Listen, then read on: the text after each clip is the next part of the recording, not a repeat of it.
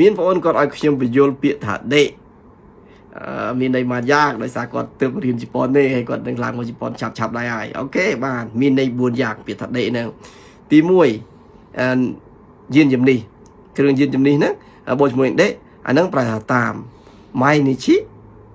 ជីតែនសាដេស៊ឺគីងស៊ីម៉ាស់ខ្ញុំជិះកង់ទៅធ្វើការជារៀងរាល់ថ្ងៃបាទហ្នឹងប្រែថាតាមទី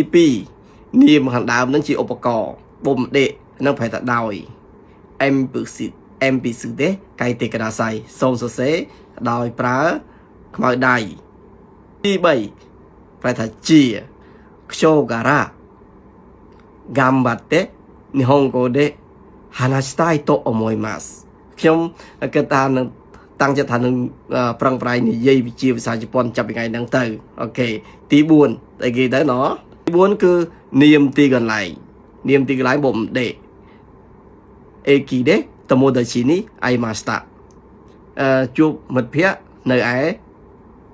ស្ថានីយ៍រថភ្លើងអញ្ចឹងដេនាមទីកន្លែងបំដេប្រែថានៅឯឬក៏ឯអូខេមាន4ចំណុចហ្នឹងបាយបាយ